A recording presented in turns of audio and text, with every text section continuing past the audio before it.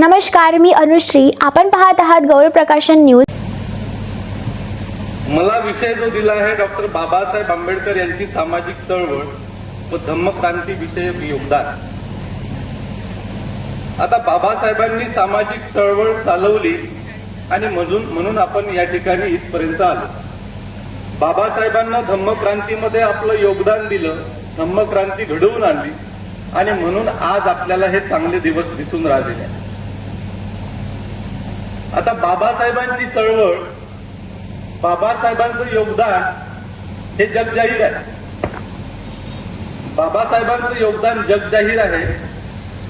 त्याच्यामुळं ते सांगण्यापुरतं फक्त चळवळ मर्यादित राहू नये.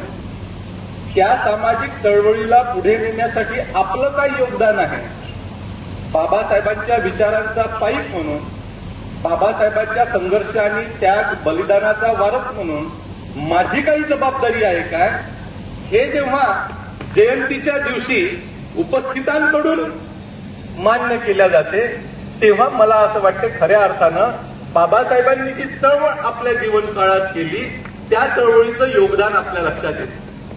जर आपल्याला असं वाटत असेल की गेल्या 135 वर्षापासून संविधान लागू झालं, 75 वर्षापासून बाबासाहेबांनी बुद्धाच्या धम्माची दीक्षा आपल्याला दिली तेव्हापासून तो जर काळ आपण पाहिला, या सर्व काळाचा जर आपण विचार केला तर निश्चितच आपल्यामध्ये बदल झालेला आहे आणि मोठी प्रगती आणि विकास झालेला आहे हे आपल्याला मान्य करावं लागेल.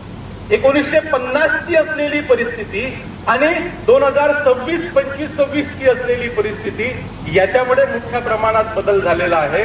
आताच नुकतंच आरक्षणाबाबतचं वर्गीकरण, उपवर्गीकरण हा जो मुद्दा या ठिकाणी चर्चेला येऊन राहिलेला आहे आणि त्याच्या विरोधात जी समाजामधून लाट उठलेली आहे त्यांना मी हे सांगू इच्छितो की आपण कितीही मोठेपणा सांगितला की बा आमची खूप प्रगती झाली आणि आमची खूप प्रगती झाली, पण रिसर्च हे सांगते, संशोधन हे सांगते की आपली प्रगती झालेली नाही. आपल्यापेक्षा त्या 59 जातीमधले काही वेगळे अजून ज्या जाती आहेत त्यांची प्रगती आपला तर 7वा-8वा नंबर लागतो. फक्त आपल्याला सांगितल्या जाते किंवा तो फुगा फुगवला गेला की महाराजची प्रगती झाली, धर्मांतरित बौद्धांची प्रगती झाली, आपण 7व्या-8व्या नंबरवर आहोत. फक्त एवढं आहे की आपण संख्येनं जास्त आहोत म्हणून ती प्रगती डोळ्यात खुपते आहे. आपली संख्या त्या अनुसूचित जातीमध्ये महार किंवा बौद्ध धर्मांतरांची संख्या मोठ्या प्रमाणात आहे म्हणून आपला तो फुगा मोठा दिसून राहिलेला आहे. परंतु या धर्मांतरित बौद्धांमधल्या ठराविक लोकांचीच प्रगती झालेली आहे आणि म्हणूनच आज आपल्याला पाणी आणून देणारा वेगळा आहे, मंडप टाकणारा वेगळा आहे, जेवण करणारा आपल्याला वेगळा आहे. अगोदरचे कार्यक्रम होते तर सर्व आपल्यालाच करावं लागत होतं. आता आपण त्याच्यासाठी लोक हायर केलेले आहेत. ही प्रगती ठराविक लोकांची आहे आणि म्हणून बाबासाहेब असं म्हणतात की एज्युकेटेड जो क्लास आहे त्या एज्युकेटेड क्लासच्या ज्या प्राथमिक गरजा पूर्ण झाल्या असतील त्या एज्युकेटेड क्लासनं आता इमॅन्सिपेटेड बीइंग, बुद्धिजीवी बनायचं आणि समाजाला दिशा द्यायची. आणि म्हणून बाबासाहेब असा आदेश देतात की तुम्ही तुमच्या समाजातल्या अज्ञानी आणि दरिद्री बांधवांपर्यंत पोहोचा. हा आदेश सुशिक्षित वर्गाला असतो. जर बाबासाहेबांची चळवळ, सामाजिक चळवळ आपल्याला पुढे न्यायची असेल, बाबासाहेबांनी सामाजिक चळवळीमध्ये जे योगदान दिलेलं आहे ते योगदान जर फलश्रुती त्याची आपल्याला करायची असेल, त्याचे फळं आपल्याला जमिनीवर काढायचे असतील, त्याच्यासाठी आपल्याला तो बुद्धिजीवी वर्ग बनावं लागेल जो समाजाला दिशा देईल. मग प्रश्न हा निर्माण होतो, मुळात हा प्रश्न चर्चेला गेला पाहिजे की प्रथम आपण सामाजिक आहोत काय. जर आपण सामाजिक असू, कारण आपण सामाजिक नाही, आपण इंडिव्हिज्युअल म्हणून जगतो. आपण फक्त एज्युकेटेड क्लास जो आहे हा educated class is a class conscious class. हा स्वतः पुरता जगतो, हा स्वतःच्या हितासाठी जगतो, हा स्वतः पुरताच मर्यादित असतो, हा कुटुंबापुरता, नातेवाईकापुरता मर्यादित असतो. तो समाजापर्यंत जात नाही म्हणून तो सामाजिक होत नाही. म्हणून आपल्याला हे सेल्फ इव्हॅल्युएशन करावं लागेल की आपण सामाजिक आहोत काय. आता जे सामाजिक आहेत ते आता कार्यक्रमाला आहेत आणि जे सामाजिक नाही ते जेवणाच्या वेळेस येतील. म्हणजे या प्रमाण किती आहे सामाजिक होण्याचं आणि ही चळवळ किती मोठ्या प्रमाणात आपल्याला गतिमान करायची आहे याचा सुद्धा विचार बाबासाहेबांच्या जयंती दिनाच्या निमित्तानं झाला पाहिजे. आणि सामाजिक जर आपण असू तरच आपण सामाजिक चळवळ चालवू. काय गरज आहे गजबे मॅडमना सारे आपले सुट्टीचा दिवस वाया घालवायची, पगार आहे, पाणी आहे, सर्व आपलं व्यवस्थित आहे. काय गरज आहे मला 3 लाख रुपये महिन्याचा पगार आहे, बायकोला मॅडमनी म्हटल्याप्रमाणे दोघेही प्राध्यापक असल्यामुळे सेम पगार आहे. काही असं 500 बाईला आणि 700 माणसाला असं पगारामध्ये चालत नाही. माणूस असो बाई असो, तिचाही 3 लाख आहे, माझाही 3 लाख आहे, 72 लाख रुपये महिन्याचा वर्षाचा घरी येतात. काय गरज आहे?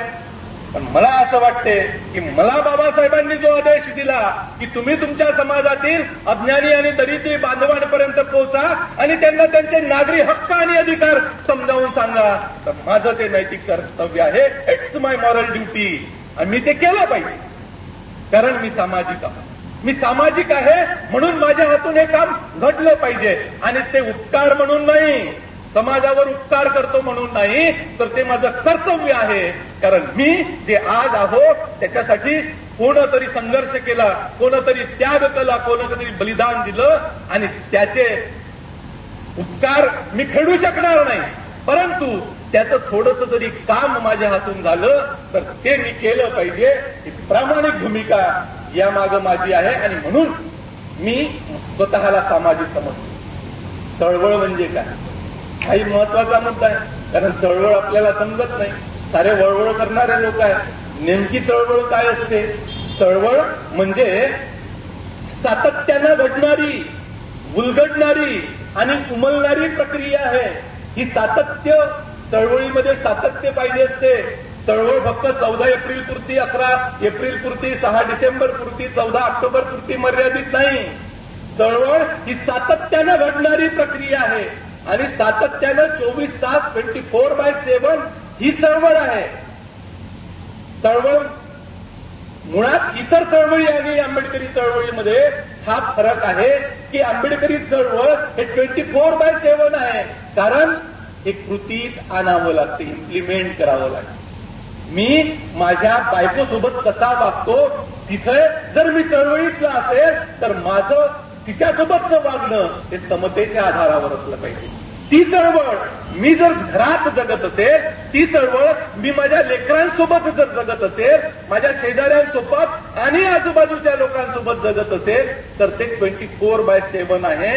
आणि म्हणून मला असं वाटते की ही सातत्यानं चालणारी जर चळवळ असेल, सातत्यानं उलगडणारी, नवीन नवीन गोष्टी, नवीन नवीन अपडेट होणारी जर ही गोष्ट असेल तर ते चळवळीमध्ये इन्क्लूड झाली पाहिजे. आणि म्हणून मला असं वाटते की सामाजिक चळवळ जर आपल्याला चालवायची असेल तर त्याच्यासाठी निश्चित ध्येय आपलं असलं पाहिजे. आपण चळवळ चालवतो पण आला दिवस तो साजरा केला एवढ्यापुरती आपली चळवळ आहे. आपल्या चळवळीचं निश्चित ध्येय काय आहे?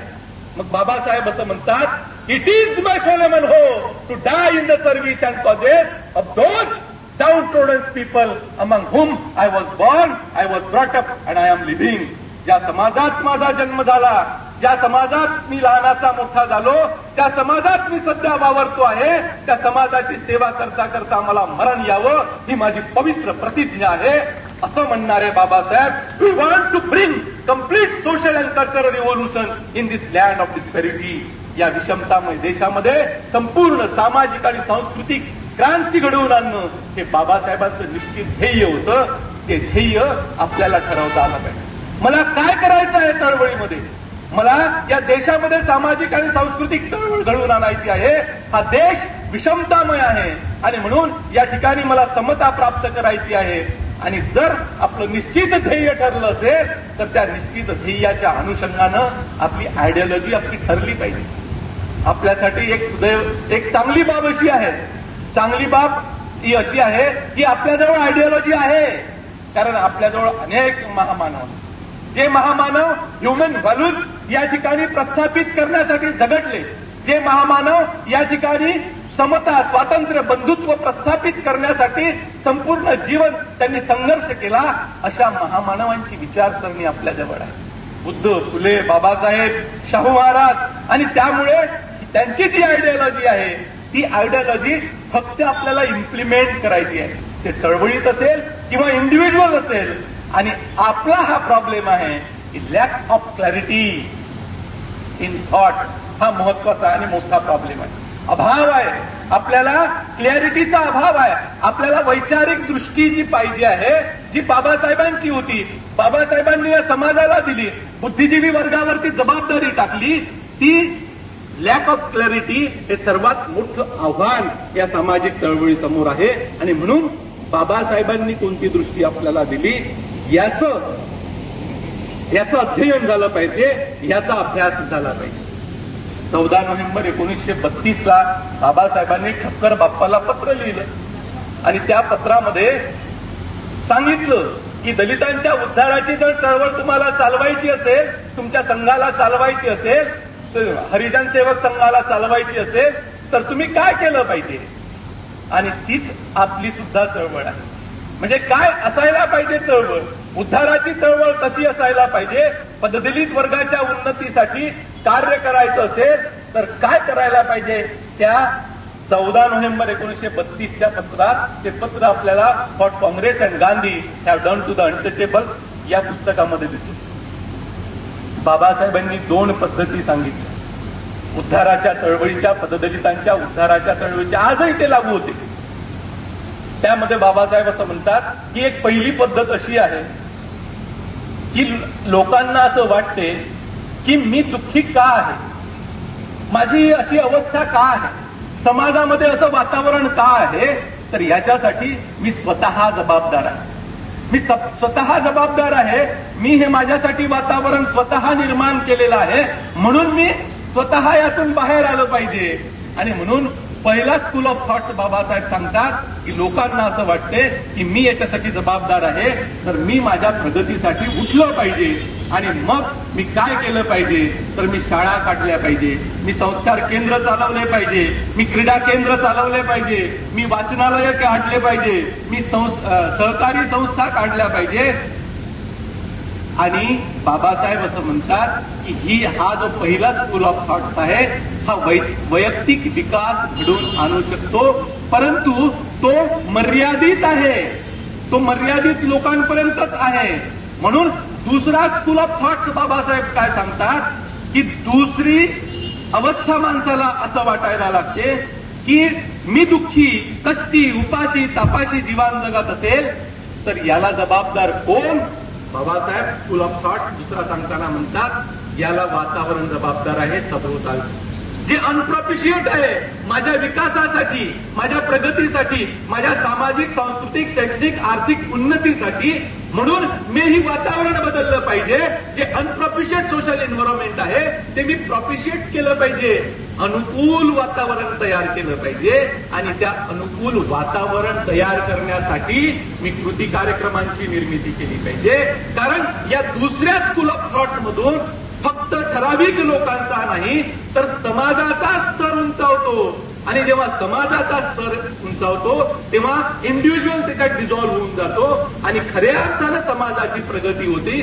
म्हणून बाबासाहेब असं म्हणतात की दुसरा स्कूल ऑफ थॉट्स महत्वाचा आहे, जो सार्वत्रिक आहे, जो सर्वांची प्रगती, सर्वांची उन्नती, सर्वांचा स्तर उंचावतो. आणि त्यासाठी ऍक्शन प्लॅन्स बाबासाहेब सांगतात की नागरी हक्काच्या प्राप्तीसाठी आंदोलन तुम्ही त्या पददलित वर्गाच्या लोकांना करायला सांगा. मग हे आंदोलन कसे करायचे, यासाठी कार्यकर्त्यांची फळी उभी करावी लागेल. Large army of social workers. हे कार्यकर्ते सामाजिक कार्यकर्ते असले पाहिजे. हे कार्यकर्ते असे असतील जे त्या पददलित वर्गांना आपल्या अधिकारासाठी संघर्ष करण्यासाठी प्रेरणा देतील, प्रोत्साहन देतील, कायदेशीर समस्या निर्माण झाली असेल तर मार्गदर्शन करतील आणि प्रत्यक्ष आंदोलनाची कृती करतील, कृतीवर भर देतील. नागरी हक्काच्या संघर्षाचं, नागरी हक्काच्या प्राप्तीचं आंदोलन बाबासाहेब सांगतात जे आपल्याजवळ नाही. आजही नागरी हक्क आपल्याला काय आहे हे आपल्याला माहित नाही. म्हणून मग आपण आमदार बोलो, हा आमदार बोलो, तो नगरसेवक बोलो, त्याचा सत्कार कर आणि 14 एप्रिल सारखा महत्वाचा दिवस त्याच्यासाठी खर्ची का. कारण आपल्याला नागरी हक्क माहित नाही. कारण त्याचे ते कर्तव्य संविधानात लिहिलेले आहे. त्यानं काय करायला पाहिजे नगरसेवकानं, तुम्ही त्याचा सत्कार घेतला म्हणून त्यानं तुमचा नाली बांधून द्यावी, तुम्ही सत्कार घेत नाही म्हणून तुमचं त्यानं काम न करावं, ही भूमिका नाहीये. संवैधानिक हक्क जे नागरी हक्क आहे ते नागरी हक्क आपल्याला माहित नाही म्हणून अशी कृती आपल्या हातून घडते. म्हणजे जेव्हा आपण आपल्या स्टेजवर कोणीही बोलावतो तेव्हा त्यानं केलेली कृती, त्याची असलेली विचारसरणी आपल्याला मान्य आहे. आणि 14 एप्रिल या दिवशी अशा पद्धतीचे लोक जर आपण बोलवत असू, त्यांचा सत्कार करणं म्हणजे त्यांनी केलेली प्रत्येक कृती आपल्याला मान्य आहे. त्यांनी मटण आणि दारूनं पैसे देऊन जर मतं खरेदी केली असतील, मतं गोळा केले असतील, त्या भरोशावर ते निवडून आले असतील, हेही आपल्याला मान्य आहे. त्यांची प्रत्येक विचारसरणी आपल्याला मान्य आहे म्हणून आपण त्यांचा सत्कार करतो. आणि जर आपण याच्यासाठी सत्कार करत असू की नाही आमची नाली बांधून द्यावं आणि आमचे बगीचा बनवून द्यावं, हे फक्त आणि फक्त आपलं अज्ञान आहे. कारण आपल्याला आपले नागरी हक्क माहिती नाही. 12वी अनुसूची 13वी अनुसूची वाचा, आपल्याला समजेल की आपले काय आहे, त्यांचे कर्तव्य काय आहेत आणि आपले हक्क काय आहेत हे आपल्याला समजेल. आपण कशासाठी त्यांना निवडून दिलं हेही आपल्याला समजेल. ज्या विचारसरणीच्या विरोधात या ठिकाणचा आंबेडकरी चळवळीचा माणूस लढतो आहे, त्या विचारसरणीच्या लोकांचे सत्कार जर आपण आपल्या स्टेजवर घेत असू, तेही 14 एप्रिलच्या दिवशी. मी 14 एप्रिलवर जोर याच्यासाठी देतो की हा माझ्या उपकाराचा दिवस नाही, कृपेचा दिवस नाही, पुण्याचा दिवस नाही. ज्या बाबासाहेबांनी संघर्ष त्याग आणि बलिदान केलं, ज्या बाबासाहेबांनी 4 लेकरं या मातीत घालवले, ज्या बाबासाहेबांनी रमाईला या मातीत गाडलं, तो दिवस माझ्यासाठी महत्वाचा वाटतो. आणि म्हणून ज्यांच्या विरोधात मी काम करतो, ज्यांच्या विचारसरणीच्या विरोधात मी काम करतो, त्या लोकांचे सत्कार जर या ठिकाणी होत असेल, इथलंच नाही, सर्व मी पाहतोय. अनेक पत्रिका मी पाहिलेल्या आहेत, अनेक पत्रिकांमध्ये मला हेच दिसून राहिलेलं आहे. माझं ऑब्जेक्शन त्याच्याविषयी नाही आहे, सत्कार घेण्याविषयी. तुमचा नगरसेवक आहे, तुम्ही करा. 14 एप्रिलचा दिवस का, हा महत्वाचा प्रश्न माझ्यासाठी आहे. कारण मला तो दिवस फार महत्वाचा वाटतो. हा दिवस जर आमच्या जीवनात आला नसता तर आजही पाणी वाढ ग माय, पाणी वाढ ग, अशीच परिस्थिती आमच्या स्त्रियांची आणि आपल्या पुरुषांची राहिली असती. त्याच्यावर ऑब्जेक्शन आहे. म्हणून मला असं वाटते की नागरी हक्काचं आंदोलन चालवण्यासाठीची large army of social worker जी बाबासाहेबांनी सांगितली ती आजही निर्माण होणं गरजेचं आहे, आजही पाहिजे आहे. 1932 मध्ये बाबासाहेबांनी ते पत्र लिहिलं. आज जवळपास म्हणजे 80-90 वर्षानंतरही ते पत्र आजही आपल्याला वाटते की हे पत्र आजही कामी आहे. आजही नागरी हक्क सुशिक्षित वर्गाला जर माहीत नसेल, आपले संवैधानिक अधिकार सुशिक्षित वर्गाला माहीत नसेल, तर भीमनगर, शेगाव, कपिलवस्तूनगर, अशोकनगर, सम्राट अशोकनगर या ठिकाणी जाऊन आपण काय सांगणार आहोत याचं सुद्धा मूल्यमापन आजच्या दिवशी झालं पाहिजे. दुसरा कृती कार्यक्रम बाबासाहेब त्या पत्रामध्ये असा सांगतात, इक्वॅलिटी ऑफ ऑपॉर्च्युनिटीज, समान संधी तुम्ही त्यांना द्या. त्या पददलित वर्गातल्या लोकांना समान संधी उपलब्ध निर्माण होणं गरजेचं आहे, आजही पाहिजे आहे. 1932 मध्ये बाबासाहेबांनी ते पत्र लिहिलं. आज जवळपास म्हणजे 80-90 वर्षानंतरही ते पत्र आजही आपल्याला वाटते की हे पत्र आजही कामी आहे. आजही नागरी हक्क सुशिक्षित वर्गाला जर माहीत नसेल, आपले संवैधानिक अधिकार सुशिक्षित वर्गाला माहीत नसेल, तर भीमनगर, शेगाव, कपिलवस्तूनगर, अशोकनगर, सम्राट अशोकनगर या ठिकाणी जाऊन आपण काय सांगणार आहोत याचं सुद्धा मूल्यमापनाच्या दिवशी झालं पाहिजे. दुसरा कृती कार्यक्रम बाबासाहेब त्या पत्रामध्ये सांगतात, इक्वॅलिटी ऑफ ऑपॉर्च्युनिटीज, समान संधी तुम्ही त्यांना द्या. त्या पददलित वर्गातल्या लोकांना समान संधी उपलब्ध करून द्या. आजही आपल्याला दिसते वर्तमान काळात समान संधीची पायमल्ली होताना दिसते. आरक्षण हळूहळू दूर चाललं आपल्यापासून. रोजगार, नोकऱ्या, उत्पादन साधनांवर एकाधिकार आणि संविधानाच्या तरतुदीकडे दुर्लक्ष आहे. राज्याची मार्गदर्शक तत्वे पायदळी तुडविल्या जात आहे. आणि म्हणून समान संधी जी इक्वल ऑपॉर्च्युनिटीज आपल्याला संविधानानं दिलेली आहे. आरक्षण त्याच्यासाठी होतं. बट्राण रसेल असा म्हणतो की स्वातंत्र्य म्हणजे काय, तर स्वातंत्र्य म्हणजे निश्चित ध्येयापर्यंत पोहोचण्यासाठी कोणताही प्रतिबंध नसणे म्हणजे स्वातंत्र्य. कोणतीही आडकाठी नाही पाहिजे, कोणतेही ऑब्स्टॅकल्स नाही पाहिजे, स्पीड ब्रेकर्स नाही पाहिजे, मला माझ्या ध्येयापर्यंत पोहोचता आलं पाहिजे, हे म्हणजे स्वातंत्र्य. बाबासाहेबांनी अजून त्यात ऍडिशन केलं, फक्त प्रतिबंधच नाही तर सुविधांची उपलब्धता. आरक्षण ही सुविधा आहे, आरक्षण ही रिप्रेझेंटेशन आहे, आरक्षण ही इक्वल ऑपॉर्च्युनिटी आहे, समान संधी आहे. माझ्याजवळ ती लायकी आहे की मी या विद्यापीठाचा कुलगुरू बनू शकतो, माझ्याजवळ ती लायकी आहे की मी कोणत्याही कॉलेजचा प्राचार्य बनू शकतो, मी या देशाचा प्रधानमंत्री बनू शकतो, मी या देशाचा मुख्यमंत्री बनू शकतो. मला ती संधी उपलब्ध करून दिल्या गेली पाहिजे. ती संधी जर संविधानानं उपलब्ध करून दिली असेल तर त्या संविधानाचं रक्षण करणं ही सुद्धा आपली जबाबदारी आहे. म्हणून त्या ठक्कर बाप्पाच्या पत्रात बाबासाहेब असं लिहितात की तुम्ही समान संधी त्यांना द्या, त्यांना प्रत्येक क्षेत्रामध्ये उतरवा, त्यांना ते काम करण्यासाठी सांगा आणि जिथे तुमची अस्पृश्यता आडवी येते ती अस्पृश्यता तुम्ही तिथून नष्ट करून टाका. म्हणजेच संधी ही उपलब्ध करून देण्याचा कृती कार्यक्रम तुमच्या संघाच्या माध्यमातून राबवल्या गेलं पाहिजे असं बाबासाहेब सांगतात. तिसरं काम सोशल इंटरकोर्स, सहसंबंध आपले निर्माण झाले पाहिजे. म्हणजे अस्पृश्य आणि स्पृश्य आणि अस्पृश्य यांच्यामध्ये सहसंबंध, रोटी बेटी व्यवहार, ह्या सर्व गोष्टी बाबासाहेबांनी यासाठी सांगितल्या. वेगवेगळ्या कार्यक्रमांमध्ये सहभागी होणे आणि त्या कार्यक्रमांमधून सहसंबंध कसे निर्माण होतील, को एक्झिस्टन्स कसं निर्माण होईल त्याच्यासाठी प्रयत्न करणे. भारतीय संविधानामध्ये या सर्व गोष्टी सांगितलेल्या आहेत. भारतीय संविधानामध्ये म्हणजे कर्तव्य जे आर्टिकल 51A नं जे आपल्याला कर्तव्य दिलेले आहेत त्या कर्तव्यामध्ये तर अनिष्ट प्रथा, परंपरा, रूढी ज्या स्त्रियांच्या बाबतीत आहे त्या नष्ट झाल्या पाहिजे. तो भारताचा नागरिक म्हणजे अनिष्ट प्रथा आणि परंपरा ज्या स्त्रियांच्या बाबतीत आहे तो भारताचा नागरिक त्याचं अनुकरण करू शकत नाही, तो त्याचं पालन करू शकत नाही आणि म्हणून त्याचं ते कर्तव्य आहे की त्यानं त्या रूढी आणि परंपरा नष्ट केल्या पाहिजे. हे भारतीय संविधान वैज्ञानिक दृष्टिकोन द्यायला सांगते. मग तो वैज्ञानिक दृष्टिकोन जर दिला जात नसेल, वैज्ञानिक दृष्टिकोनानुसार या ठिकाणी होत नसेल तर मग निश्चितच आपल्याला असं म्हणावं लागते की जो कृती कार्यक्रम बाबासाहेबांनी सांगितला होता वैज्ञानिक दृष्टिकोनाचा तो आता नष्ट होत आहे. वैज्ञानिक दृष्टिकोन आता तर नॅशनल एज्युकेशन पॉलिसीनं तुमच्या वैज्ञानिक आणि तार्किक दृष्टिकोनावर प्रश्नचिन्ह निर्माण केलेलं आहे. नॅशनल एज्युकेशन पॉलिसी सर या ठिकाणी बसलेले आहे, रुपेश सर, त्यांना माहित आहे नॅशनल एज्युकेशन पॉलिसी काय आहे. मी त्याला नॅशनल एज्युकेशन पॉलिसी नाही म्हणत, नॉनसेन्स एज्युकेशन पॉलिसी म्हणतो. नो सेन्स, बकवास आहे. आणि या बकवास पॉलिसीचे आपण सर्व आता आपली येणारी पिढी बळी ठरणार. ही कशी निर्माण झाली?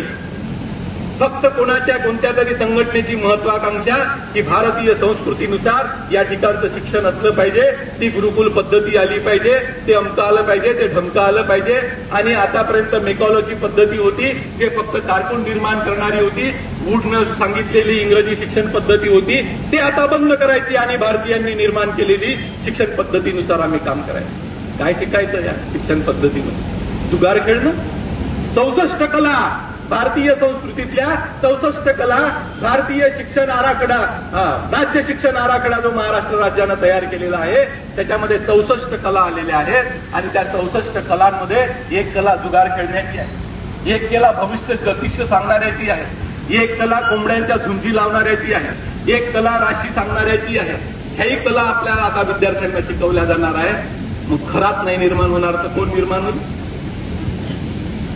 हे जर तुम्ही शिकवता आहे हे खरात त्याचेच पिलावळं आहेत. या कलेमधून या संस्कृतीनं दिलेले आम्ही उत्क्रांतीचा सिद्धांत अमान्य केला नाही. डार्विननं हा उत्क्रांतीचा सिद्धांत नाही, आम्ही अगोदरच वेदामध्ये तो लिहून ठेवलेला आहे. हा उत्क्रांतीचा सिद्धांत जो वैज्ञानिक आणि तार्किक आहे.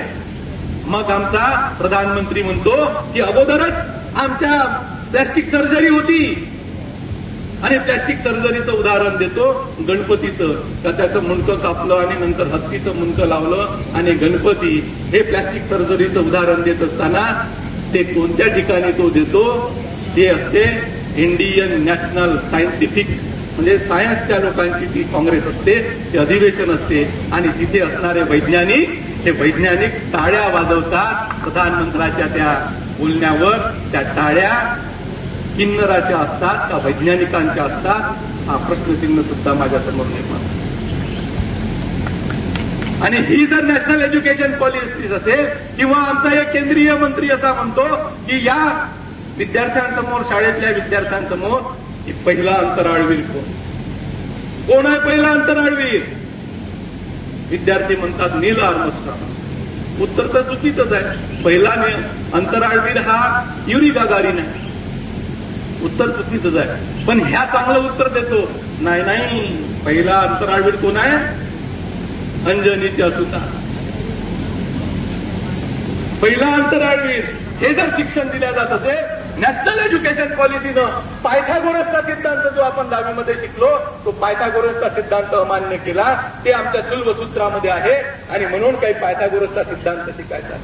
लग्न जे विवाह मुहूर्त काढले जातात ते कसे सायंटिफिक आहे हे आमच्या भारतीय ज्ञान प्रणाली नावाचा एक विषय IKS ज्याला आपण म्हणतो त्या लग्न कसे जुळवल्या जातात राशीनुसार ते सुद्धा IKS मध्ये शिकवल्या जाणार आहे. नॉनसेन्स एज्युकेशन पॉलिसी, बकवास एज्युकेशन पॉलिसी आणि त्यामध्ये IKS नावाचा विषय त्याच्याही पेक्षा बकवास. हे असं जर शिकवत असेल तर आमची पिढी सायंटिफिक पेपर कसा निर्माण करेल? आमची पिढी वैज्ञानिक आणि तार्किक दृष्टिकोनातून अभ्यासाकडे कसं पाहिजे? ह्या चळवळी येणाऱ्या काळात आपल्याला राबवायच्या आहेत.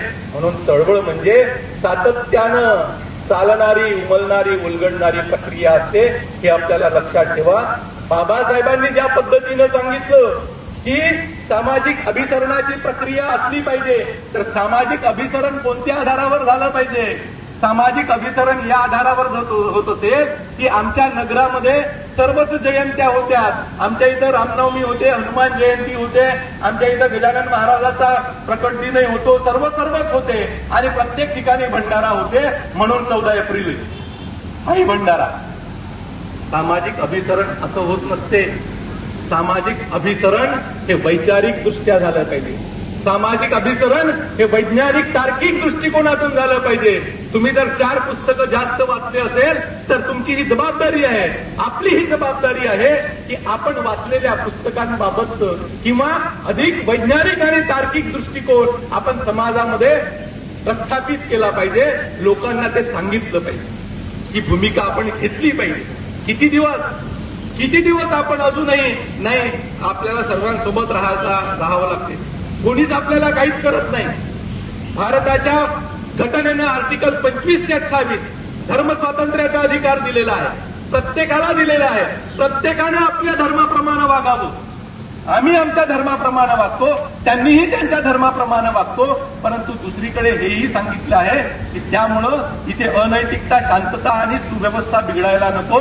ती काळजी आंबेडकरी समाज जेवढा घेतो तेवढा इतर समाज घेत नाही. एवढंही ठामपणे मी सांगतो. समाजामध्ये अशांतता निर्माण होईल, अव्यवस्था निर्माण होईल, अराजकता निर्माण होईल. ही भूमिका आमची नाहीच. ही भूमिका ब्राह्मणवादी विचारसरणीची असू शकते, आंबेडकरवादाची ती नाही. कारण आंबेडकरवाद आणि ब्राह्मणवादामध्ये एक मोठं अंतर आहे. आंबेडकरवाद हा स्वातंत्र्य, समता आणि बंधुत्वाच्या प्रस्थापनेसाठी झटतो तर ब्राह्मणवाद गुलामगिरी, विषमता आणि भेदभावासाठी आपल्या चळवळी चालवतात. हा संघर्ष आहे. हा बुद्धवाद आणि ब्राह्मणवादाचा संघर्ष आहे. हा प्राचीन भारतापासून चालत आलेला आहे. आजही तो चालत असेल तरी पण आपली भूमिका स्वातंत्र्यासोबत, आपली भूमिका समता आणि बंधुत्वासोबत, न्यायासोबतच असली पाहिजे. आणि म्हणून हे सहसंबंध आपले या पद्धतीनं तयार झाले पाहिजे की आपले मन जुळले पाहिजे. श्रद्धा श्रद्धेच्या बाजूला असतील, अंधश्रद्धा आपल्याला या समाजातून काढायच्या आहे, त्याच्याही फायद्याच्या नाही आहे. ह्या सर्व आपल्याला हे काम करायचं आहे आणि त्यातून सहसंबंध निर्माण करायचे आहे. आणि हे जर सर्व कृती कार्यक्रम राबवायचे असतील तर बाबासाहेब असं म्हणतात की एजन्सी टू बी एम्प्लॉईड निर्माण हे करायसाठी एक यंत्रणा तयार आपल्याला करावं लागेल. आणि ती यंत्रणा तयार करण्यासाठी जो large army of social workers आपल्याला पाहिजे. ज्या संस्थेकडे आपण हे काम देणार आहोत त्या संस्थेनं सिंगल माइंड डिव्होशननं ते काम केलं पाहिजे. एकच एक हेच काम आम्हाला करायचं आहे. Single mind devotion to one task and one task only. तर हे काम पूर्णत्वास जाऊ शकते. आणि हे करत असताना दोन प्रकारचे कार्यकर्ते बाबासाहेब सांगतात. ही जर चळवळ चालवायची असेल तर दोन प्रकारचे कार्यकर्ते. पहिला कार्यकर्ता बाबासाहेब म्हणतात का मर्सनरी, मानधन घेऊन काम करणारा. बाबासाहेब असं म्हणतात की हे दोन प्रकारचे कार्यकर्ते चळवळीसाठी असतात. एक कार्यकर्ता असतो मानधन घेऊन काम करणारा. मानधन घेऊन म्हणजे माझ्यासारख्या प्राध्यापकाला 14 एप्रिलचा फोन येतो आणि 14 एप्रिलच्या कार्यक्रमासाठी सर तुम्ही या, तुम्ही 4 पुस्तकं वाचले तर आमच्याला थोडं सांगा समजावून. माझा त्यांना पहिला प्रश्न असतो मानधन किती द्या. मी बाबासाहेब वाचले, मी बाबासाहेब सांगतोय, मी तुमच्यापेक्षा जास्त हुशार आहे, मी ज्ञानी आहे, म्हणून माझा प्रश्न मानधन किती द्या. ते म्हणतात सर आम्ही गरीब आहोत पण देऊ आम्ही थोडंसं. नाही नाही मला 5,000 रुपये मानधन पाहिजे, त्याच्याशिवाय मी येत नाही. बाबासाहेब मी सांगत नाही. ही वास्तविकता समाजामध्ये. आमचे साहित्यिक विचारवंत ज्ञानी लोक अशा पद्धतीचं डिलिंग करतात. आणि 3 लाख रुपये पगार असणारा 5,000 रुपये मानधन जर देत नसेल तर त्या ठिकाणी जात नाही. ते प्रबोधन करायसाठी तो जात नाही. बाबासाहेब असं म्हणतात की मानधन घेऊन काम करणारा माणूस हा आपले कर्तव्य पार पाडत नाही. मी असं म्हणतो कि भाड़े का टट्टू बाबा साहब का आंदोलन नहीं चला सकता. Those you can love you can सर्व. दुसऱ्या प्रकारचा कार्यकर्ता बाबासाहेब सांगतात, टॉल्स्टॉय म्हणतो those you can love you can सर्व. जो समाजाची सेवा करतो तोच, जो समाजावर प्रेम करतो तोच समाजाची सेवा करू शकतो. टॉल्स्टॉयला कोट करून बाबासाहेब म्हणतात तो मिशनरी वर्कर पाहिजे. बाबासाहेब मर्सनरी वर्कर म्हणजे भाडे का टट्टू मानधन घेऊन काम करणारा, तो हे काम करू शकत नाही. तर त्याच्यासाठी मिशनरी वर्कर पाहिजे जो समाजावर प्रेम करेल. बाबासाहेबांचं आमच्यावर प्रेम होतं ना. बाबासाहेबांनी अतोनात प्रेम केलं ना. एवढं प्रेम आमच्यावर केलं की त्यांना त्यांच्या लेकरांकडे लक्ष द्यायला वेळ मिळाला नाही. त्यांच्या लेकरांकडे दुर्लक्ष करून त्यांच्या लेकरांवर बायकोवर त्यांना प्रेम करता आलं नाही. पण या देशातल्या 7 कोटी जनतेवर त्या माणसानं प्रेम केलं, त्या महामानवानं प्रेम केलं. गंगाधर मेला, बाप तिकडे अर्थशास्त्राचे सिद्धांत लिहून राहिला. या देशाचं अर्थशास्त्र कसं असलं पाहिजे, या देशात पैसा कसा असला पाहिजे, असे मोठमोठे सिद्धांत लंडन स्कूल ऑफ इकॉनॉमिक्स मध्ये लिहिणारा करते. अजून कोणतं प्रेम पाहिजे आमच्यावर, अजून कोणता उद्धार केला पाहिजे. ज्या माऊलीला खायला अन्न नव्हतं उष्टक मुलांचं उरलेलं खायची किंवा शेवटी जेव्हा उपाशी पोटी झोपायची. खायला अन्न नव्हतं म्हणून मग टीबी झाली. आता खायला अन्न आहे, राजगृहासारखं मोठं घर आहे, पण तब्येत साथ देत नाही. म्हणून माझी माऊली 1935 मध्ये वयाच्या अल्प वयात मरण पावते. माझी रमाई मरते. अजून कोणतं प्रेम बाबासाहेबांनी या समाजावर करावं याचा विचार झाला पाहिजे. आणि म्हणून those you can love you can सर्व. तुम्ही समाजावर प्रेम केलं तरच समाजाची सेवा आपल्या हातून घडू शकते. आणि म्हणून सामाजिक चळवळ चालवण्यासाठी मिशनरी वर्करची गरज आहे. तो मिशनरी वर्कर पाहिजे जो बुद्धिजीवी आहे, निस्वार्थपणे काम करतो आणि समाजासाठी वेळ देतो. म्हणून बाबासाहेब माझी मी कविता म्हणजे या 14 एप्रिलसाठी स्पेशल लिहिलेली कविता आहे, तुम्ही वाचून घ्या. म्हणजे 20व्या भागापेक्षा कितीतरी जास्त आपल्याला द्यायचं आहे. सरांनी मगाशी या ठिकाणी म्हटलं की आपण द्यायला पाहिजे, एक पगार आपण द्यायला पाहिजे. आपण कर्मचारी इन्कम टॅक्सला मुकाट्याने देतो, पण इकडे देताना मी विचारलंही होतं, अनेक लोकांना यावेळेस आले होते तर मी विचारलं होतं की किती प्राध्यापक पैसे देतात, किती प्राध्यापक तुमचे पावत्या फाडतात, किती रुपयाची फाडतात. अनेक लोकांच्या कंप्लेंट होत्या की सर फार वाईट परिस्थिती समाजामध्ये आहे. मी प्राध्यापकांना, मी त्या पेशामधला आहे आणि म्हणून मला असं वाटते भरपूर पगार आहे, हो भरपूर पगार आहे. आणि कितीही समाजाला दिला तरी मी तर म्हणतो फक्त 5% म्हटलंय ना, 20वा भागच म्हटलाय ना. 20वा भागच आपल्याला द्यायचा आहे ना, नका देऊ ना जास्त. आमच्या 72 लाखामधला 20वा भाग किती होते वर्षातला, तर तुम्ही गणित करत बसा.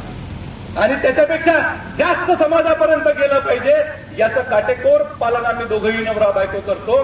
कारण माझ्यावर, माझ्या बायकोवर बाबासाहेबांना प्रेम केलं, म्हणून बाबासाहेबांच्या हातून आमच्या कुटुंबाची माझी सेवा घडली. आणि म्हणून आज आणि येणाऱ्या पिढीला मी जे देणार आहे हे फक्त आणि फक्त बाबासाहेबांमुळे आहे, ही जाणीव मला आहे. मी फक्त कुटुंबापुरता मर्यादित नाही, आपण कुटुंबापुरताच मर्यादित नसावं, तर या समाजातला प्रत्येक घटक आपला आहे. जिथपर्यंत आपल्याला पोहोचता येते तिथपर्यंत आपण पोहोचायला पाहिजे. आणि बाबासाहेबांची चळवळ जेवढी पुढे आपल्या पात्रतेनुसार आपण न्यायला पाहिजे. म्हणून बाबासाहेबांनी आजच्या युवकांसाठी, युवा वर्गासाठी 2 गोष्टी प्रामुख्याने सांगितलेल्या आहेत. म्हणून बाबासाहेब असं म्हणतात की 2 गोष्टी प्रामुख्याने शिकल्या पाहिजेत युवा वर्गानं. एक म्हणजे त्यांनी या गोष्टीचा पुरावा सादर केला पाहिजे की शिक्षण, बुद्धिमत्ता आणि योग्यता या बाबतीत ते कुणाच्याही मागे नाहीत. आंबेडकरी समाजातल्या विद्यार्थ्यांच्या, युवा वर्गानं हे लक्षात ठेवायला पाहिजे की ते कुणापेक्षाही मागं नाही. या देशामध्ये जे मेरिट लिस्ट लावल्या जाते त्या मेरिट लिस्ट नुसारही जर विचार केला, जात जर इथल्या व्यवस्थेनं बाजूला ठेवली तर मेरिटमध्ये आमचा विद्यार्थी कुठेच कमी नाही, बुद्धिमत्तेत कमी नाही, शिक्षणात कमी नाही, योग्यतेच्या बाबतीत कमी नाही. त्याच्याही पेक्षा दुसरी बाब बाबासाहेब महत्वाची सांगतात की दुसरी बाब म्हणजे त्यांचा उद्देश केवळ भौतिक ऐश आराम मिळवणे हा नसून आपल्या समाज बांधवांची सेवा करून त्यांना नेतृत्व बहाल करणे, जेणेकरून समाजाला बळकटी येईल आणि ते सन्मानपूर्वक जीवन जगू शकतील. कोण? हा युवा वर्ग. त्याला जर सन्मानपूर्वक जीवन जगायचं असेल तर त्यानं समाजाला नेतृत्व प्रदान केलं पाहिजे आणि समाजाला सुद्धा सेल्फ इस्टीम, आत्मप्रतिष्ठा समाजामध्ये निर्माण केली पाहिजे, स्वप्रतिष्ठा समाजामध्ये निर्माण केली पाहिजे, जे दिवसेंदिवस कमी होताना जाते. आमचा युवा वर्ग निराश झालेला दिसतो. निराश refers to affirm one's own essence means frustration. स्वतःमधील स्वत्व या युवा वर्गानं गमावून बसलं काय, आणि म्हणून अशा कार्यक्रमांकडे तो दुर्लक्ष करतो. आणि आमचा युवा वर्ग जर असे कार्यक्रम सोडून रील बनवत असेल, मोबाईलमध्ये असेल, मॅच क्रिकेटच्या पाहत असतील तर ही आपल्यासाठी चिंतनाची आणि धोक्याची बाब आहे. येणारी पिढी कशी तयार आहे, म्हणून त्याच्याकडेही आपण दुर्लक्ष करायला नको. ही बाब फार गंभीर आपण घेतली पाहिजे. युवा वर्गावर असलेली जबाबदारी. आणि आपण जेव्हा वेगवेगळ्या कार्यक्रमांमध्ये जातो, आपले लेकरं कसे येतील, आपल्यासोबत ते घरी राहतील की कार्यक्रमांमध्ये येतील, याची ही जाणीव आपल्याला झाली पाहिजे. आणि म्हणून मला असं वाटते की बाबासाहेबांची ही जी सामाजिक चळवळ आहे, ही सामाजिक चळवळ चालविण्याची जबाबदारी आपली आहे. आपण ती पूर्णत्वास नेली पाहिजे. मला जो विषय दिला होता त्यातला एक भाग झाला, अजून एक शिल्लक आहे, धम्मक्रांतीवाला. थकले ना? मी नाही थकलो. वेळ आहे जेवणासाठी. पुढे गेले तेव्हा भाऊ. दुसरा भाग, धम्मक्रांती. 14 ऑक्टोबर 1956 ला धम्म दिला. आता 1956 पासून त्या धम्माची काय अवस्था आहे. बाबासाहेबांनी आपल्याला धर्म दिला नाही, धम्म दिला. मॅडमनी सांगितलं, धर्मामधून आपल्याला धम्मामध्ये आणलं. आता आपल्याला धम्मामध्ये जर आणलं असेल तर धम्माप्रमाणे वागणं हे आपलं काम आहे. बाबासाहेबांनी ह्या अपेक्षा Buddha and the future of his religion या निबंधात आदर्श धर्माकडून 4 अपेक्षा केलेल्या दिसतात. धर्माचं काम काय आहे? धर्माचं काम या जगाची निर्मिती कशी झाली याचा शोध घेणं. पण धम्माचं काम आहे जगाची पुनर्रचना. धम्माचा उद्देश आहे जगाची पुनर्रचना. The purpose of Dhamma is to reconstruct the world. या जगाची पुनर्रचना करणं हे धम्माचं काम आहे. आता महामानव बाबासाहेबांनी सांगितलेलं आहे, त्यांच्यामुळे उद्देश ही जगाची पुनर्रचनाच आहे. बुद्धानं जे सांगितलं होतं, बुद्धानं दुःख, या जगात दुःख आहे आणि या जगातून दुःख दुःख नाहीसं होऊ शकते. म्हणून जगाचा विचार, ग्लोबल विचार बुद्धानं त्या काळातही केला होता आणि बाबासाहेबांनी सुद्धा केलेला आहे. दुःख काय आहे आणि दुःख नष्ट कसं करायचं हा मूलभूत प्रश्न बाबासाहेबांनी 4 आर्य सत्याबाबत मांडलेला आहे. म्हणजे या जगात दुःख आहे आणि दुःख नष्ट करण्याचा मार्ग आहे. 4 आर्य सत्य जाऊ दे, आपण 2च घेऊ. जगात दुःख आहे आणि दुःख नष्ट करण्याचा मार्ग आहे. परंतु हेही म्हटल्या जाते, म्हणजे बुद्धाचा धम्म कर असं टीका होतो त्याच्यावर की धम्म निराशावादी आहे काय. म्हणजे तुम्ही म्हणता जन्मही दुःखदायक आहे, मृत्यू दुःख आहे आणि सर्व जर दुःख आहे तर मग धम्म निराशावादी आहे काय हा प्रश्न निर्माण होतो. परंतु धम्म तर आशावादी आहे. बाबासाहेब सांगतात की धम्म आशावादी आहे. जन्म मृत्यू ह्या दोन्हीही गोष्टी ह्या नैसर्गिक आहेत आणि म्हणून त्या काही दुःखाचे उदाहरण ठरू शकत नाही. दारिद्र्य, बेकारी, हिंसाचार, युद्ध हे जे उदाहरणं आहेत हे दुःखाचं कारण आहे आणि त्याच्याबाबतच्या उपाययोजना आपण शोधून काढल्या पाहिजे. त्याच्यामध्ये लोभ आहे, हाव आहे, तृष्णा आहे, यामुळे माणसांमध्ये दुष्टावा निर्माण होतो. तो ट्रम्प, डोनाल्ड मूर्खासारखा काही म्हणजे जगाला युद्धाच्या खाईत लोटण्याचं काम, त्याचा जो हावरटपणा आहे, जगावर आपलं राज्य असलं पाहिजे, हाही देश माझ्या ताब्यात असावा, तोही देश माझ्या ताब्यात असावा, हा जो हावरटपणा आहे, हा लोभ जो आहे त्याने संपूर्ण जगाला दुःखाच्या खाईत लोटलेला आहे. आणि म्हणून युद्ध हे सुद्धा दुःखाचं कारण आहे. बाबासाहेबांनी बुद्धाचा धम्मच का निवडला हे या Buddha and the future of his religion Babasaheb असं म्हणतात की 4 अपेक्षा बाबासाहेब करतात की तो धर्म नीतिमत्तेवर आधारित असला पाहिजे. धर्माकडून बाबासाहेबांनी केलेल्या अपेक्षा, धर्माचा आधार माणूस आणि परतत्व म्हणजे ईश्वर यांच्यातील संबंध असू नये, तर तो माणसा माणसातील संबंध असला पाहिजे. नीतिमत्ता काय सांगते बुद्धाने त्याच्या धम्म म्हणजे नीती, नीती म्हणजे सदाचार आणि सदाचार म्हणजे माणसा माणसात होणारा उचित व्यवहार. प्रत्येक क्षेत्रामध्ये माणसा माणसात प्रत्येक क्षेत्रामध्ये जर उचित व्यवहार होत असेल तर तो समाज नीतिवान आहे. त्या समाजात नीती प्रस्थापित झालेली आहे आणि जो धर्म नीतिमत्तेवर आधारित आहे तोच धर्म म्हणण्याच्या लायकीचा आहे.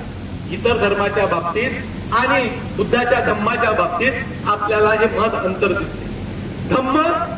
धम्मामध्ये नीती ही सार्वत्रिक आहे, पहिलेपासून तर शेवटपर्यंत आहे. इतर धर्मामध्ये ती प्रासंगिक आहे आणि पोळा आहे म्हणजे मग बैलाला पुरणाची पोळी खाऊ घाला, बहिणीचं रक्षण करायचं आहे म्हणून रक्षाबंधन करा, दिवाळी आहे म्हणून नवीन कपडे घाला, किंवा या ज्या प्रासंगिक नीतिमत्तेचे उदाहरण आपल्याला दिसतात ते प्रासंगिक नीतिमत्ता धर्मात चालत नाही. धर्म हा नीतिमत्तेवर आधारित असला पाहिजे. म्हणून बाबासाहेब असं म्हणतात की धम्म म्हणजे नीती आणि नीती म्हणजे धम्म. धम्म हा पूर्ण रेल्वे आहे तर प्रासंगिक नीतिमत्ता हा त्या रेल्वेला जोडलेला डबा आहे. धम्मामध्ये पूर्ण नीतिमत्ता आहे, प्रत्येक डबा हा नीतिमत्तेचा आहे. पण इतर धर्मामध्ये प्रासंगिकता असल्यामुळं, प्रासंगिक नीतिमत्ता असल्यामुळं एक एक डबा कामापुरता जोडला गेलेला आहे. जसे जसे प्रवासी वाढतील तसा तसा तो डबा जोडला जातो. ही भूमिका आपल्याला इतर धर्मामध्ये दिसते. म्हणून ही अपेक्षा बाबासाहेबांची की धर्म हा नीतिमत्तेवर आधारित असला पाहिजे. दुसरी गोष्ट म्हणजे धर्माचे कार्य दंड सत्तेप्रमाणे होऊ नये. तुला शिक्षणाचा अधिकार नाही तरी तू शिकला, टाक कानात गरम शिसा. तू शिकला म्हणून तुझी जीवा छाट, तू वेदाचं अध्ययन केलेलं म्हणून तुझी जीभ छाट, तू चांगल्या गोष्टी ऐकल्या म्हणून गरम तेल टाक. अशा पद्धतीच्या ज्या गोष्टी आहेत ही दंड सत्ता म्हणून, नियम म्हणून धर्मामध्ये चालत नाही. तत्व धर्मामध्ये असले पाहिजे. धर्माकडून ती अपेक्षा आहे. तर त्याचे आव्हान माणसातील नैतिक प्रेरणेला असले पाहिजे. दंडसत्तेप्रमाणे असू नये, तर माणसाची जी नैसर्गिक प्रवृत्ती आहे ती नैसर्गिक प्रवृत्ती नैतिक प्रेरणेनं, त्याचं प्रस्फुटन नैतिक प्रेरणेनं झालं पाहिजे. त्या नैसर्गिक प्रवृत्तीचं धर्माकडून बाबासाहेबांना ही अपेक्षा आहे की तो धर्म जर नीतिमत्तेवर आधारित असेल तर त्यानं दंडसत्तेप्रमाणे वागू नये, तर त्याचं आव्हान त्यानं माणसातील नैतिक प्रेरणेसाठी त्याचं आव्हान असलं पाहिजे. माणूस सतत नैतिक व्हावा ही भूमिका धर्माची असावी. दुसरं, धर्म हा विज्ञानाशी सुसंगत असला पाहिजे. तो विज्ञान, आता मी मगाची उदाहरणं दिले. आमच्या धर्मात अंतराळवीर आहे, आमच्या धर्मात विमानही आम्ही बनवलेलं आहे. लंकेवरून रामाला घेऊन आलेलं होतं, नंतर तुकाराम महाराजाला वैकुंठाला पोहोचवण्यासाठी आलं, आणि जे गायब झालं तेव्हापासून आलंच नाही. ते कुठं गेलं, कसा शोध लागला, त्याचा काय, म्हणजे हे आम्ही सांगतो. पण विज्ञान अतार्किक आहे, अवैज्ञानिक आहे. म्हणून विज्ञानाशी जे सुसंगत आहे म्हणजे विवेकनिष्ठा असली पाहिजे. आमचं पण सायन्स जे आहे, जे विवेक निर्माण करणारं आहे, ते विवेकनिष्ठा धर्मामध्ये असली पाहिजे. विवेक वापरण्याचं स्वातंत्र्य धर्मामध्ये असलं पाहिजे. वैज्ञानिक दृष्टिकोन आणि वैज्ञानिक पद्धती याचा अंगीकार केला पाहिजे आणि त्याच्या वापरातून प्राप्त होणाऱ्या सत्यांना आपण स्वीकारलं पाहिजे. आपण डार्विनचा सिद्धांत नाकारला, आपण पायथागोरसचा अंतराळवीर आहे. आमच्या धर्मात विमानही आम्ही बनवलेलं आहे. लंकेवरून रामाला घेऊन आलेलं होतं, नंतर तुकाराम महाराजाला वैकुंठाला पोहोचवण्यासाठी आलं, आणि जे गायब झालं तेव्हापासून आलंच नाही. ते कुठं गेलं, कसा शोध लागला, त्याचा काय, म्हणजे हे आम्ही सांगतो. पण विज्ञान अतार्किक आहे, अवैज्ञानिक आहे. म्हणून विज्ञानाशी जे सुसंगत आहे म्हणजे विवेकनिष्ठा असली पाहिजे. आमचं पण सायन्स जे आहे, जे विवेक निर्माण करणारं आहे, ते विवेकनिष्ठा धर्मामध्ये असली पाहिजे. विवेक वापरण्याचं स्वातंत्र्य धर्मामध्ये असलं पाहिजे. वैज्ञानिक दृष्टिकोन आणि वैज्ञानिक पद्धती याचा अंगीकार केला पाहिजे आणि त्याच्या वापरातून प्राप्त होणाऱ्या सत्यांना आपण स्वीकारलं पाहिजे. आपण डार्विनचा सिद्धांत नाकारला, आपण पायथागोरसचा सिद्धांत नाकारला. नाही, आमच्या ह्याच्यात ते अगोदरच होतं, पण ते अवैज्ञानिक आणि अतार्किक आहे. आणि जे विज्ञानाच्या कसोटीवर तयार होत असते ते सत्य आम्ही स्वीकारलं पाहिजे. त्यामध्ये त्या गोष्टी अगोदरच आमच्या मध्ये होत्या की फुशारकी मारून तो वैज्ञानिक आणि तो अतार्किकपणा, तो अवैज्ञानिक आणि अतार्किकपणा जर आम्ही मांडत असू तर तिथे विवेकनिष्ठा येत नाही. धर्म आणि विज्ञान यांचा वरवरचा किंवा गूढ संबंध जोडणे बाबासाहेबांना मान्य नाही. वैज्ञानिक म्हणून बुद्धाचा धम्म वैज्ञानिक का आहे? बुद्धाचा धम्म वैज्ञानिक कसोटींवर उतरतो. प्रत्येक वैज्ञानिक कसोटीवर बुद्धाचा धम्म उतरतो. रिलेटिव्हिटीची थेअरी असेल, बुद्धाचा समुत्पादाचा सिद्धांत असेल, बुद्धानं मांडलेला आर्य अष्टांगिक मार्ग असेल, बुद्धानं सांगितलेला विशुद्धी मार्ग असेल, हे वैज्ञानिक कसोटीवर उतरते. आणि म्हणून ऋषीमुनी किंवा धर्मगुरूंना प्राप्त होणारी सत्ये आणि वैज्ञानिकांना प्राप्त होणारी सत्ये हे एकच आहे. आणि म्हणून आमचा धर्म कसा विज्ञानाशी सुसंगत आहे ही फुशारकी मारणं की नाही त्या ऋषीनं तो शोध अगोदरच लावला होता किंवा आमच्या संतांनी तो शोध अगोदरच लावला होता, ही फुशारकी धर्माच्या पात्रतेसाठी फायदेशीर ठरत नाही. बाबासाहेब सायंटिफिक रॅशनॅलिटीवर भर देतात आणि म्हणून बाबासाहेबांनी ही अपेक्षा धर्माकडून व्यक्त केलेली आहे, तो विज्ञानाशी सुसंगत असला पाहिजे. तिसरी अपेक्षा बाबासाहेबांची ही आहे की धर्माने स्वातंत्र्य, समता, बंधुता या मूलभूत सिद्धांतांना मान्यता दिली पाहिजे. हे मूलभूत सिद्धांत नाही, स्वातंत्र्य धर्मामध्ये नाही. तुम्ही वर्ण व्यवस्थेमध्ये आहे, या वर्णाला हे स्वातंत्र्य, त्या वर्णाला ते स्वातंत्र्य. स्वातंत्र्य स्त्रियांना कोणत्याही धर्मातल्या, कोणत्याही जातीतल्या, कोणत्याही वर्णातल्या स्त्रियांना कोणतंही स्वातंत्र्य नाही. स्वातंत्र्य, समता आणि बंधुत्व हे जे ह्युमन व्हॅल्यूज आहेत, मानवी मूल्य आहेत, हे मानवी मूल्य जर त्या धर्मामध्ये असेल तर तो धर्म म्हणण्याच्या लायकीचा आहे. ही नैतिक आणि सामाजिक मूल्य आहे आणि खऱ्या अर्थाने हा धर्माचा गाभा असलेली मूल्य आहे. हा धर्माचा गाभा म्हणून ही ह्युमन व्हॅल्यूज आपण, मानवी मूल्य आपण स्वीकारलं पाहिजे. नीती ही सामाजिक असते, माणसा माणसामध्ये परस्पर संबंध कसे असावे याचे नियमन नीती तत्वाच्या साह्याने होते. नीती ही धार्मिक नाही, अध्यात्मातून आलेली नाही, ही सामाजिक आहे. माणसाचा माणसाची संबंध ते निश्चित करते. स्त्रीचा पुरुषाशी, पुरुषाचा स्त्रियाशी, लहान लेकराचा मोठ्या लेकराशी हा संबंध निश्चित करते. म्हणून ती सामाजिक आहे. धम्म हा प्रिन्सिपली आणि बेसिकली हा सोशल आहे. तो रिलिजियस नाही आहे, तो सामाजिक आहे. तो सामाजिक व्यवस्था प्रस्थापित करणार आहे. तो प्राथमिक दृष्ट्या तो सामाजिक आहे. या धर्माचे स्वरूप आणि उद्दिष्ट व्यक्तिगत नव्हे तर सामाजिकच असले पाहिजे. म्हणून बुद्धाचा धम्म हा व्यक्ती विकास जसा सांगतो तो व्यक्ती इंडिव्हिज्युअल पुरता तो मर्यादित राहत नाही. म्हणून भिक्खू कसा असावा तर भिक्खू फक्त व्यक्तीचा विकास किंवा इंडिव्हिज्युअल डेव्हलपमेंट पुरता मर्यादित नसावा, तर तो सामाजिक कार्यकर्ता असला पाहिजे. त्याला समाजापर्यंत गेलं पाहिजे आणि या समाजामध्ये परिवर्तन घडवून आणली पाहिजे. Powerful motive force before the society हे भिक्षू संघाचं काम आहे. ते आदर्श वर्तनाचे अनुकरणीय नमुने असले पाहिजे. ते प्रेरक शक्ती असली पाहिजे. ही भूमिका भिक्खूंकडून बाबासाहेबांनी अपेक्षित केली होती आणि म्हणून धर्मामध्ये स्वातंत्र्य, समता आणि बंधुत्व जे सामाजिकता निर्माण करते, ती सामाजिकता असणारं हे मूल्य प्रस्थापित करणाऱ्या धर्माची अपेक्षा बाबासाहेबांनी केली होती. आणि चौथं अपेक्षा बाबासाहेबांनी धर्माने दारिद्र्याचे उदात्तीकरण करता कामा नये. बायबलमध्ये हे उदात्तीकरण मोठ्या प्रमाणात आहे. येशू ख्रिस्त गरीब हो तुम्ही घाबरू नका, मेल्यावर सारं जग तुमचंच आहे. दारिद्र्याचं उदात्तीकरण बुद्ध असं मान्य करत नाही. बुद्ध आर्थिक संचय सुद्धा, आर्थिक संपत्तीला ते सुद्धा तेवढंच महत्व देतात. अनाथ पिंडकाला उपदेश करताना सांगितलंय, अनाथ पिंडकानं म्हटलं की मला बौद्ध भिक्षू व्हायचं आहे, मला संघात यायचं आहे.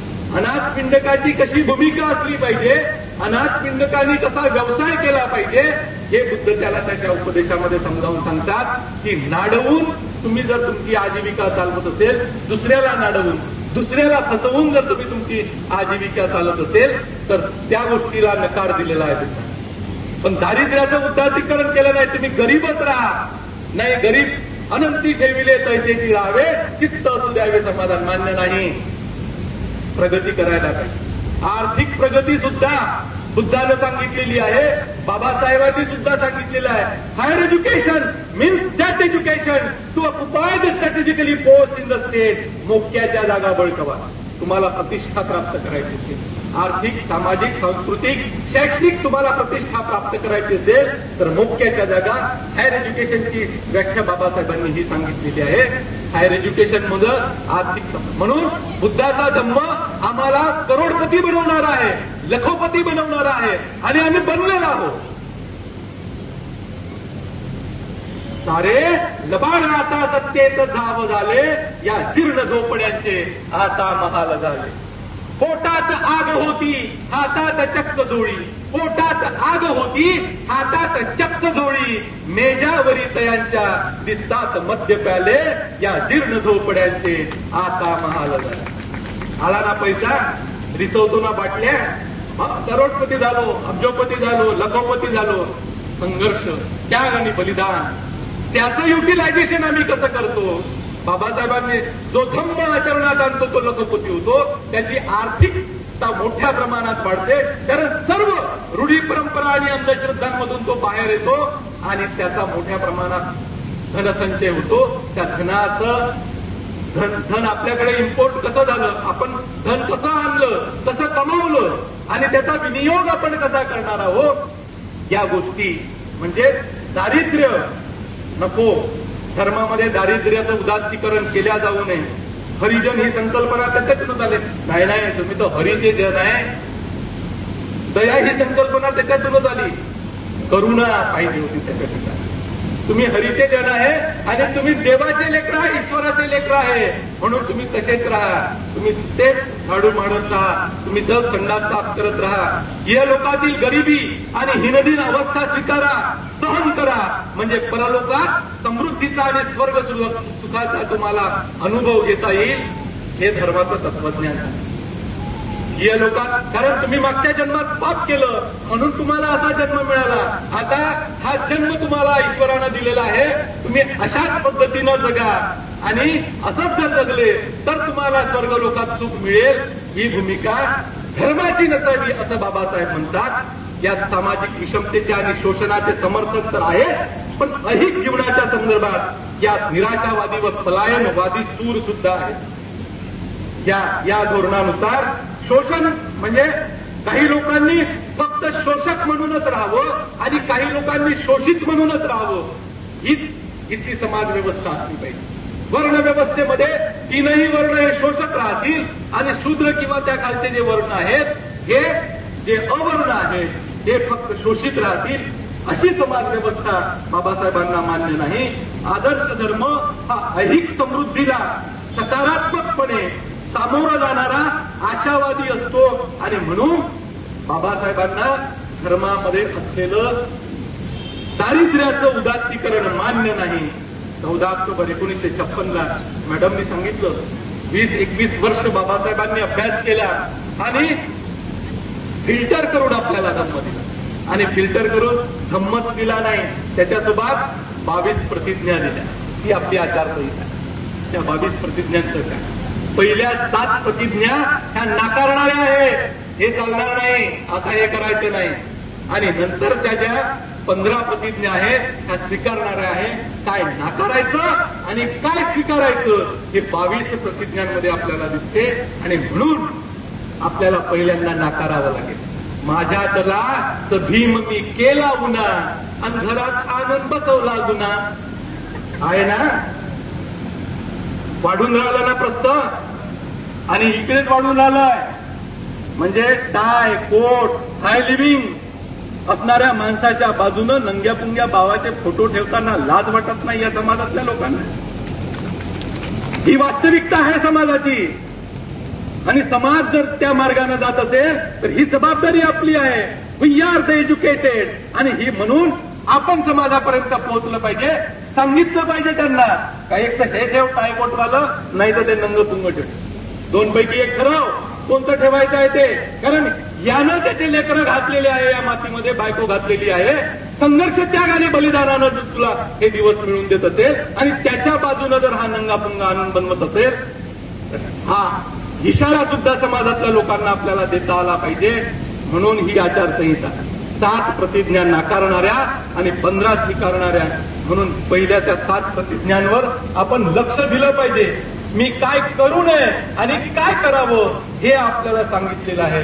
म्हणून मला असं वाटते की धम्मक्रांतीमध्ये बाबासाहेबांनी जे योगदान, ज्या धर्माकडून अपेक्षा व्यक्त केलेल्या आहे आणि त्या पद्धतीचा बुद्धाचा धम्म फिल्टर करून 14 ऑक्टोबर 1956 दिला, ते फार मोठं, या जगाच्या इतिहासात हे मोठं योगदान बाबासाहेबांचं आहे. धम्मक्रांती म्हणजे बाबासाहेबांनी धम्मक्रांती केली. जगाला एक नवीन दृष्टी बाबासाहेबांनी दिली की धर्म हा परंपरागत जो आहे तो अशा पद्धतीचा आहे आणि तो असा असू नये. तो कसा असावा तर तो असा असावा. तो बुद्धाचा धर्म जो इतर देशांमध्ये आहे त्याच्यामध्ये असलेल्या अंधश्रद्धा, त्याच्यामध्ये असलेल्या रूढी आणि परंपरा त्या फिल्टर कडून काढून टाकल्या आणि नीक सत्व आपल्यापर्यंत पोहोचवलं असेल तर आपण आता ही जबाबदारी घेतली पाहिजे. आपण म्हणतो की ही सर्वांचीच जबाबदारी आहे, मीच काय घ्यावं. आणि बाबासाहेबांना मग 5 लोक भेटून राहिलेले नाही, स्वतःपासून सुरुवात करणं. भीमा भीमा तुझ्या मताचा माणूस शोधताना, भीमा तुझ्या मताचा माणूस शोधताना, माणूस तुझ्या मताचा मी का न होऊ शकलो. लोक तुझ्या मताचे 5 शोधताना सुरुवात स्वतःपासून मी का न करू शकलो. घातकांच्या वागण्याने होऊन व्यथित मी, घातकांच्या वागण्याने होऊन व्यथित मी, माझ्या तलात भीम मी उणे करत गेलो. इंदू रमेश गंगाधर तू पाहिले मरताना, इंदू रमेश गंगाधर तू पाहिले मरताना, तुझा राजरत्न मी का न होऊ शकलो. संविधान भारताचे तू दिला तो धम्म